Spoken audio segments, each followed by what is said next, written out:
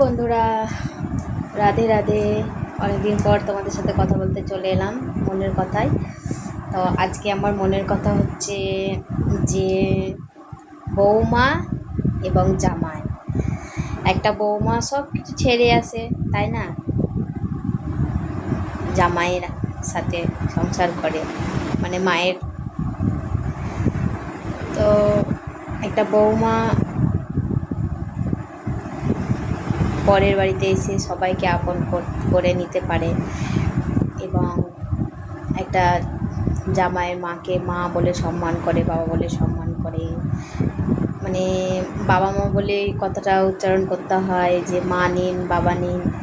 সমস্ত পিসি মাসি যত আত্মীয় স্বজন আছে তাকে আপন করে নিয়ে চলে। কিন্তু একটা জামাই সব হয় না, কিছু কিছু। যখনই বলা হয় যে শ্বশুরবাড়ির মাকে, মানে আমার মাকে মা বলে তোমার মা, তোমার মা, তাই না? কার কার এটা হয় বলবে তো একটু। তা মেয়েরা যদি বলে তোমার, মানে শাশুড়ি মাদেরকে যে তোমার মা, তোমার মা, তো কেমন লাগে? কেমন লাগে, তাই না? তো মেয়েরা সব কিছু অ্যাকসেপ্ট করতে পারে, কিন্তু ছেলেরা অ্যাকসেপ্ট করতে পারে?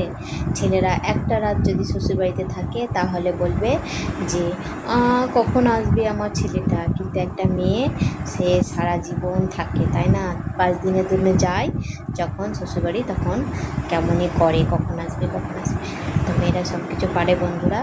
তো কথাটা হলো জামাই আর বৌমা মধ্যে অনেক অন্তর আছে। বৌমা সব কিছু অ্যাকসেপ্ট করে নেয়, দুঃখ জ্বালা যন্ত্রণা ঝড় তুফান, কিন্তু একটা জামাই পারে না, তাই না? ভালো থেকো, সুস্থ থেকো, বাই বাই।